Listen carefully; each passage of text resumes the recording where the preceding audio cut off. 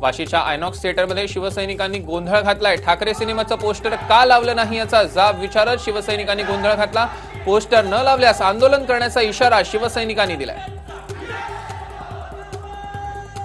बाळासाहेबांची भूमिका करायला बडे बडे अभिनेते घाबरले अशी माहिती संजय राऊत यांनी टीव्ही9च्या मुलाखतीत दिली आहे। ठाकरे सिनेमाच्या पहिल्या शोला प्रेक्षकांनी भरघोस प्रतिसाद दिलाय। सिनेमाच्या पहिल्या शोसाठी ढोल ताशा वाजवण्यात आलाय। यावेळी अभिजित पानसे देखील उपस्थित होते। आपण सिनेमासाठी घेतलेल्या मेहनतीचं फळ आता मिळेल अशी प्रतिक्रिया त्यांनी दिली आहे। ठाकरे चित्रपटाच्या स्क्रीनिंग दरम्यान मनसे नेते आणि दिग्दर्शक अभिजित पानसे यांना मिळालेल्या अपमानास्पद वागणुकीविरोधात मनसे कार्यकर्ते आक्रमक झालेत। ठाण्यातील वंदना चित्रपटगृहात लावण्यात आलेल्या ठाकरे चित्रपटाच्या पोस्टरवरील संजय राऊत यांचं नाव मनसे कार्यकर्त्यांनी खोडलंय। ठाकरे चित्रपटाच्या स्पेशल स्क्रीनिंग वेळी अभिजित पानसे यांच्या कुटुंबियांना बसायला जागा न मिळाल्यानं मनापमान नाट्य रंगलं। या अपमानाचा बदला घेण्यासाठी मनसेचे पदाधिकारी महेश कदम यांनी सिनेमागृहातील सर्व तिकीटं विकत घेतली आहेत। आज 12:30ला होणाऱ्या पहिल्या शोसाठी अभिजित पानसे यांचे सर्व कुटुंबीय उपस्थित राहणार असल्याची माहिती महेश कदम यांनी दिली। मिडेवीच्या ओपिनियन पोलनुसार महाराष्ट्रात भाजपला लोकसभेच्या 23 जागा मिळण्याचा अंदाज वर्तवण्यात आलाय, तर शिवसेनेला 2 जागा आणि काँग्रेस राष्ट्रवादीला 20 जागांची शक्यता वर्तवण्यात आली आहे। मिडवीच्या ओपिनियन पोलनुसार भाजप लोकसभेला बहुमतापासून दूर राहणार असून 201 जागांचा अंदाज पोलमध्ये वर्तवण्यात आलाय। काँग्रेस 110 तर इतरांना 231 जागांचा अंदाजही या पोलमध्ये वर्तवण्यात आलाय। दुष्काळ जाहीर झालेल्या भागातील शेतकऱ्यांना नुकसान भरपाई मिळावी यासाठी 7,900 कोटींचा प्रस्ताव केंद्र सरकारकडे पाठवलाय। मात्र तोपर्यंत राज्य सरकारनं 2,900 कोटींचा निधी विभागीय आयुक्त स्तरावर वितरित केला। लवकरच तो शेतकऱ्यांच्या खात्यात जमा होईल अशी माहिती महसूल, मदत व पुनर्वसन मंत्री चंद्रकांत पाटील यांनी गुरुवारी दिली। कल्याणमध्ये जनसंघर्ष यात्रेतल्या जाहीर सभेत मनसेचे माजी आमदार आणि भाजपचे विद्यमान पदाधिकारी रमेश रतन पाटील यांनी काँग्रेस पक्षात प्रवेश केला।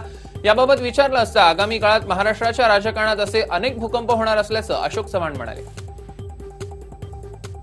तर प्रियांका गांधींच्या राजकारणात येण्यानं आम्हाला काहीही फरक पडणार नसल्याचं म्हणणाऱ्या रामदास आठवले यांचाही काँग्रेस नेत्यांनी समाचार घेतला। आठवले यांनी आमची काळजी करू नये, त्यांनी सध्या स्वतःची काळजी करण्याची गरज आहे असा टोला राधाकृष्ण विखे पाटील यांनी लगावला। दरम्यान सभेपूर्वी मंचावर लावण्यात आलेल्या बॅनरवरून काँग्रेस जिल्हाध्यक्ष सचिन पोटे आणि प्रदेश सचिव प्रकाश मुथा यांच्या कार्यकर्त्यांमध्ये जोरदार हमरीतुमरी झाली। मात्र प्रकरण हाताबाहेर जाण्यापूर्वी पोलिसांनी हस्तक्षेप करत राडेबाज कार्यकर्त्यांना बाहेर काढलं। मुंबईसह राज्यातल्या लोकसभेच्या काही जागा आप पक्ष लढवणार असल्याचा दावा आपचे नेते ब्रिगेडियर सुधीर सामंत यांनी केला। तसंच 3 तारखेला बुलढाण्यात अरविंद केजरीवाल यांची सभा होणार असल्याचंही सामंत यांनी सांगितलं।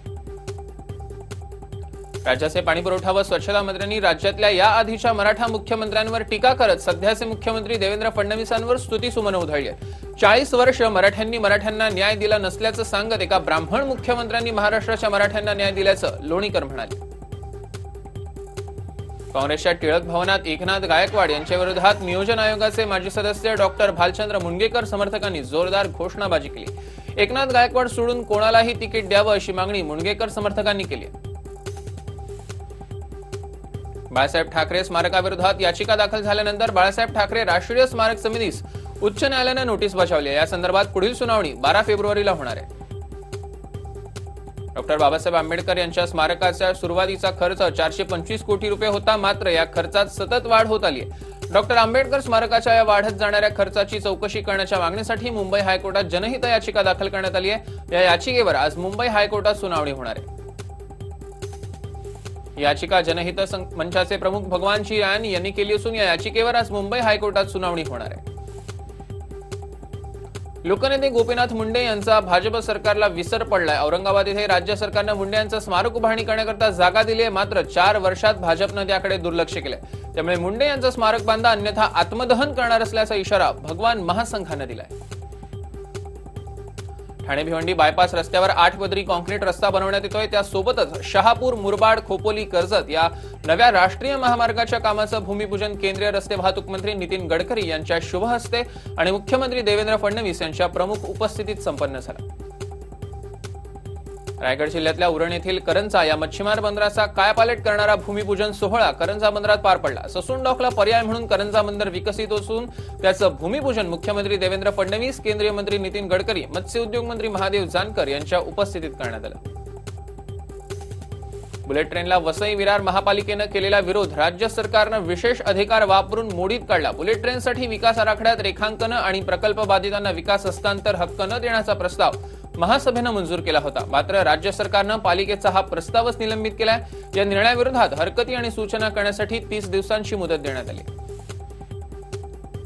येत्या 26 जानेवारीच्या राजपथावरील पथसंचलनात आझाद हिंद सेनेच्या बुजुर्ग सैनिकांना संचलनाची संधी मिळणार असल्याचं नेताजींचं आणखीन एक स्वप्न आता साकार होणार आहे। तर नेताजींच्या गूढ मृत्यूची चौकशी करण्यासाठी एका एसआयटीची स्थापना करण्याची मागणी त्यांच्या वंशजांनी केली आहे। नागपूर जिल्ह्यात अनेक ठिकाणी पावसानं हजेरी लावली। काही ठिकाणी मध्यम ते वादळी पाऊस पडला तर काही भागात गारपीटही झाली। भंडारा जिल्ह्यातील मोहाडी तालुक्यातल्या खमारी गावाच्या परिसरात गुरुवारी गारपीट झाली। गारपीट झाल्यानं नागरिकांची एकच तारांबळ उडाली। पुणे शहरातील 6 पंपिंग स्टेशनच्या विद्युत आणि देखभाल दुरुस्तीसाठी पाणीपुरवठा बंद करण्यात आल्यानं पुण्याचा पाणीपुरवठा गुरुवारी बंद होता। मात्र आजही पुण्याचा पाणीपुरवठा विस्कळीत राहणार आहे। सलग 2 दिवस दुरुस्तीचं काम सुरू ठेवणार असल्यानं पुणेकरांना सलग 2 दिवस पाणी टंचाईच्या समस्यांना सामोरं जावं लागणार आहे। राज्यात दुष्काळाची बिकट स्थिती असताना औरंगाबाद पैठण रस्त्यावर शहराला पाणी पुरवठा करणारा पाईप फुटल्यानं लाखो लिटर पाणी वाया गेलं। कधी फुटणार बाया? मुंबईच्या हुतात्मा चौकातील हेरिटेज दर्जा प्राप्त ब्रिटिशकालीन फ्लोरा फाउंटन कारंजाच्या नूतनीकरणानंतर सुरू करण्यात आलंय।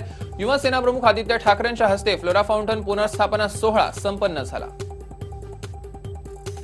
2007 पासून कारंज नादुरुस्तीमुळे बंद होतं। फ्लोरा फाउंटन कारंज दुरुस्ती आणि संपूर्ण वास्तूचं नूतनीकरण करण्यासाठी 1.5 कोटी रुपयांचा खर्च महापालिकेनं केला, तर आजूबाजूच्या सौंदर्यीकरणासाठी 2.5 कोटी रुपये खर्च केले जाणार आहेत। मनसे अध्यक्ष राज ठाकरेंचा मुलगा अमित ठाकरे यांचा विवाह सोहळ्यानिमित्त कृष्णकुंजवर लगीनघाई सुरू झाली आहे। राज ठाकरे यांचं वास्तव्य असलेल्या कृष्णकुंज इमारतीला आणि आसपासच्या परिसराला रोषणाई करण्यात आली आहे। कृष्णकुंज इमारतीला फुलांची सजावटही करण्यात आली। अमित ठाकरे आणि मिताली बोरुडे यांचा विवाह सोहळा 27 जानेवारीला मुंबईतल्या सेंट रेजिस या आलिशान हॉटेलमध्ये पार पडणार आहे। आक्रमक आणि झंझावाती अशी ओळख असलेले राज ठाकरे सध्या वरपित्याच्या भूमिकेत आहेत। पदाचा गैरवापर करत कर्ज दिल्याप्रकरणी सीबीआयनं चंदा कोचरविरोधात गुन्हा दाखल केलाय। तसंच व्हिडिओकॉन कर्ज प्रकरणी देखील सीबीआयनं नरिमन पॉइंट, वांद्रे कुर्ला संकुलसह मुंबईतील 4 ठिकाणी आणि औरंगाबाद येथे छापेमारी केली आहे। ही कारवाई करतेवेळी व्हिडिओकॉनचे मालक वेणुगोपाळ धूत हजर होते। 10 तास झाडाझडती घेतल्यानंतर सीबीआय अधिकारी निघाले तेव्हा मीडियाची नजर चुकवत वेणुगोपाळ ही लपत छपत जात होते, मात्र ते कॅमेऱ्यात कैद झाले। औरंगाबादच्या चित्तेगाव येथील व्हिडिओकॉन कंपनी देखील छापा टाकण्यात आला। सकाळी 10च्या सुमारास 5 अधिकाऱ्यांनी कंपनीत झाडाझडती सुरू केली। संध्याकाळी 5च्या सुमारास कंपनीमधून काही कागदपत्र आणि कॉम्प्युटरमधील महत्त्वाचा डेटा सीबीआयच्या टीमनं ताब्यात घेतल्याची माहिती सूत्रांनी दिली आहे। बदलापुरातील गणेश चौकात चालकाचा बसवरील ताबा सुटल्यानं एका खासगी शाळेची बस दुकानात घुसली। सुदैवाने यात कोणतीही जीवितहानी झाली नाही, मात्र अपघातानंतर बस चालक उडी मारून फरार झाला। बसचा हा थरार सीसीटीव्हीत कैद झालाय।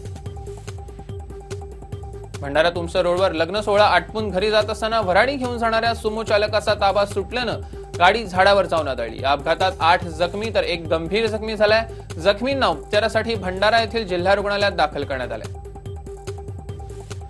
अमरावती आणि वर्धा जिल्ह्याला जोडणाऱ्या वर्धा नदी पात्रावरील पुलावर गुरुवारी संध्याकाळी मालवाहू जीप आणि दुचाकीची समोरासमोर धडक झाली। या अपघातानंतर दुचाकीवरील महिला, तिचा मुलगा पुलावरून पाण्यात पडला। यात महिलेला वाचवण्यात यश आले, मात्र मुलगा पाण्यात वाहत गेला। या अपघातात 3 जण जखमी झाले।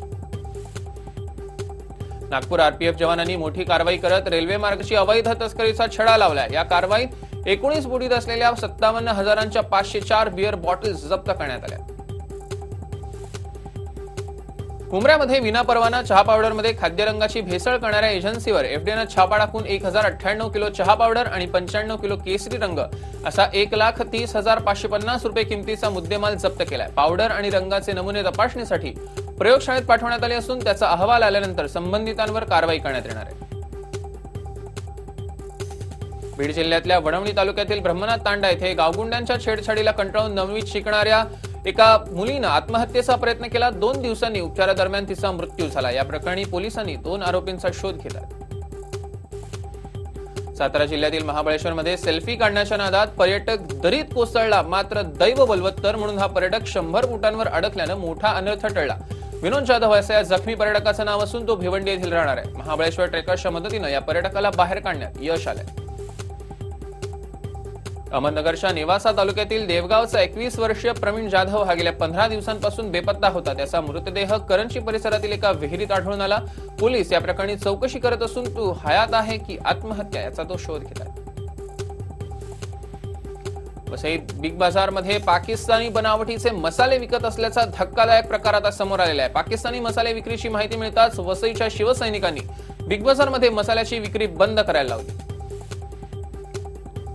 नाशिक पोलिसांना मिळालेल्या माहितीनुसार एका अल्पवयीन मुलाला ताब्यात घेत त्याची चौकशी केली असता त्याच्याकडून शहर परिसरातून चोरलेल्या एकूण 15 दुचाकी हस्तगत करण्यात आल्यात. या दुचाकींची किंमत 7,55,000 असून आणखीन काही गुन्हे त्यांच्याकडून उघडकीस येण्याची शक्यता पोलिसांनी वर्तवली आहे. रेल्वेतनं प्रवास करणाऱ्या प्रवाशांना गुंगीचं औषध देऊन लुबाडणाऱ्या एका सराईट टोळीचा जीआरपीच्या विशेष कृती दलानं पर्दाफाश केला. या टोळीतील जगदीश शाहूला पोलिसांनी अटक केली असून त्याचे 2 साथीदार दीपक स्वामी आणि साहिल खान यांचा शोध घेत आहेत. धुळे जिल्ह्यातील संतप्त शेतकऱ्यांनी कांद्याला हमीभाव मिळावा म्हणून जिल्हाधिकारी कार्यालयासमोर कांदे फेकून आंदोलन केलं. हेल्मेट सक्ती विरोधी कृती समिती पुन्हा एकदा आक्रमक झाली आहे. हेल्मेट सक्ती विरोधी पुणे पोलिसांनी कारवाई थांबवली नसल्यामुळे येत्या 1 फेब्रुवारीला मंडई चौकात कृती समिती निदर्शनं करणार आहे. तसंच हेल्मेट सक्ती मागे घेतली नाही तर भाजपच्या 8 आमदारांना फिरू देणार नाही असा इशाराही यावेळी देण्यात आला.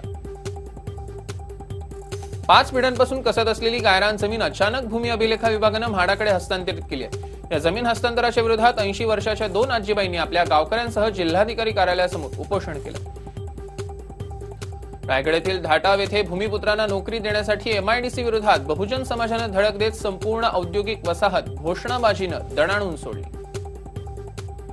गुजरातमधून निघालेल्या पदयात्रेदरम्यान पालखी समोर लोटांगण घातलेल्या लोकांच्या अक्षरशः अंगावरून चालत पालखी नेण्यात आली. सध्या हा व्हिडिओ सोशल मीडियावर व्हायरल होतोय. नागपूर शहरातील समस्या सोडवण्यासाठी आता महापालिकेनं अफलातून पर्याय निवडला असून यासाठी नागरिकांकडून भन्नाट आयडिया मागवलाय. एवढंच नाही तर यासाठी बक्षीस आणि पुरस्कार सुद्धा देण्यात येणार आहे. पहिला पुरस्कार 21,000 रुपये, दुसरा 11,000 तर उत्तेजनार्थ पुरस्कार म्हणून 5,000 रुपये देण्यात येणार आहे. पुण्यानंतर जावा मोटरसायकलचं मुंबई शहरामध्ये 4 शोरूमचं उद्घाटन करण्यात आलं. भूल घालणारे तगडं रूप आणि अभिजात दर्जा लाभलेली जावा ही दुचाकीची नाममुद्रा तोच जुना रोमांच मात्र नवीन साज सामान आणि वैशिष्ट्यांसह मुंबईत नव्यानं गुरुवारी सादर झाली. सिंधुदुर्ग जिल्हा परिषदेच्या वतीनं मासिक पाळी व्यवस्थापनासाठी सुरू केलेल्या उत्कर्षा प्लस कार्यक्रमाअंतर्गत सिंधुदुर्ग जिल्हा परिषद 8 पंचायत समिती तसंच जिल्हाभरातील सर्व 431 ग्रामपंचायतीमध्ये सामुदायिक हळदी कुंकू कार्यक्रम आयोजित करण्यात आला होता. या कार्यक्रमात महिलांना वाण म्हणून मोफत सॅनिटरी नॅपकिनचं वाटप करण्यात आलं. पालघर तालुक्यातील वडराई येथील साईदत्त कृपा ही बोट समुद्रात मासेमारीसाठी गेली असता तिच्या जाळ्यात कासव अडकला. या कासवाला गणेश मेहर या मच्छीमारानं जाळ्यामध्ये फाडून त्याची सुखरूप सुटका केली. अहमदनगरच्या कर्जत तालुक्यातील थेरगाव येथे 2 तरुणांनी ठिबक सिंचनाच्या पाईपमध्ये अडकलेल्या 2 काळविटांची सुटका केली. या काळविटांची शिंग ठिबक सिंचनाच्या पाईपमध्ये अडकून पडली होती. हे 2 काळवीट या पाईपमधून सुटण्याची धडपड करत असताना 2 तरुणांनी पाहिलं आणि मोठ्या शिताफीनं दोन्ही काळविटांची सुटका केली. दुष्काळाची परिस्थिती असल्यानं हे 2 काळवीट पाण्याच्या शोधात असल्याचं बोललं जातं. खानदेशच्या सांस्कृतिक चळवळीला बळ देणारा बचत गटाच्या महिलांना आर्थिक विकासाच्या दृष्टीनं महत्वपूर्ण ठरलेला बहिणाबाई महोत्सव 2019 आयोजन करण्यात आले. या महोत्सवात जवळपास 220 महिला बचत गटांना स्टॉल उपलब्ध करून देण्यात आले. 5 दिवसांच्या महोत्सवात अनेक नामवंत नाट्य आणि सिनेकलावंत हजेरी लावणार असल्याची ही माहिती आयोजकांनी दिली. फुलांचे हे मनमोहक गालिचे पसरले आहेत. पुण्यातील एम्प्रेस बोटॅनिकल गार्डनमध्ये एम्प्रेस गार्डनमध्ये फ्लॉवर एक्सपोची सुरुवात झाली आहे. त्यासाठी फुलांची ही न्यारी दुनिया एम्प्रेस गार्डनमध्ये अवतरली आहे. वेगवेगळ्या प्रकारच्या तब्बल 3000 फुलांच्या प्रजाती या प्रदर्शनात मांडण्यात आल्यात. यात स्थानिक फुलं तर आहेतच पण त्याचबरोबर केरळपासून सिक्कीम पर्यंतची देशभरातील आणि देशविदेशातील फुलंही या प्रदर्शनात आपल्याला पाहता येणार आहेत.